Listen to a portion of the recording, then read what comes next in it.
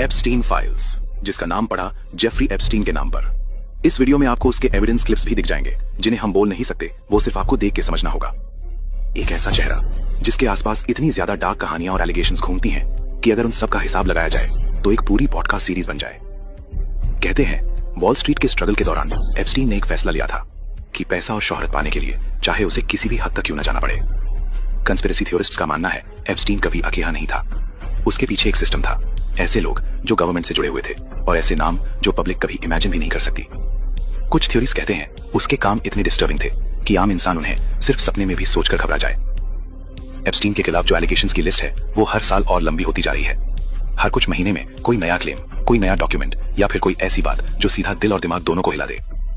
अब recently internet पर कुछ और भी शॉकिंग कंस्पिरेसी क्लेम सर्कुलेट हो रहे हैं, जैसे न्यूयॉर्क के एक पावरफुल पॉलिटिकल फिगर से एप्स्टीन का सीक्रेट बायोलॉजिकल लिंक होने का र्यूमर, या फिर ये थ्योरी कि एप्स्टीन का नाम सतोशी नाकामोटो के साथ जुड़ा जाता है, जो बिटकॉइन के मिस्टीरियस फाउंडर का एलियस माना जाता है। और लोग ये भी कह रहे हैं कि जैसे जैसे एप्स्टीन फाइल्स का जिक्र वापस शुरू हुआ, बिटकॉइन की वैल्यू में इंस्टेबिलिटी दिखने लगी। कुछ लीक्ड डिस्कशंस और एलिगेशंस में ये भी कहा जाता है कि एप्स्टीन की लैविश गैदरिंग्स में सिर्फ एलीट लोग ही नहीं होते थे, बल्कि वहां एक कंप्लीट पावर इंबैलेंस सिस्टम चलता था, जहां लोग ऑब्जेक्ट्स की तरह ट्रीट किए जाने के क्लेम्स मिलते हैं। ये कहना गलत होगा कि हम एग्जैक्ट सच जानते हैं, लेकिन एप्स्टीन फाइल्स के फ्रैगमेंट्स ये जरूर दिखाते हैं कि कुछ चीजें इतनी डार्क हैं कि उन्हें आज भी पूरी तरह पब्लिक नहीं किया गया।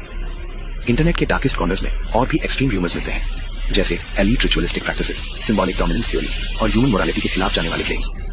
इन बातों का कोई ऑफिशियल कंफर्मेशन नहीं है, लेकिन कंस्पिरेसी वर्ल्ड में इन्हें एलीट रिचुअलिस्ट के नाम से जाना जाता है। सवाल सिर्फ ये नहीं है कि एप्स्टीन कौन था, सवाल ये है अगर सब कुछ बस झूठ था तो एप्स्टीन फाइल्स आज भी सील क्यों हैं?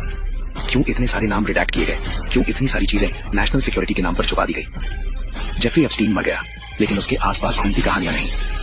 या तो ये सब सिर्फ कंस्पिरेसी है या फिर दुनिया का सबसे बड़ा राज। आगे और जानकारी के लिए हॉरर एज को फॉलो करना मत भूलना। Who was really behind Bitcoin? Really behind Bitcoin?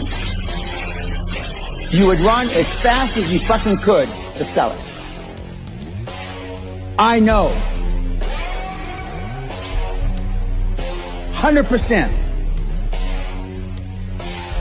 If you knew who owned Bitcoin or who started Bitcoin, you had Bitcoin, you couldn't sleep at night. I know.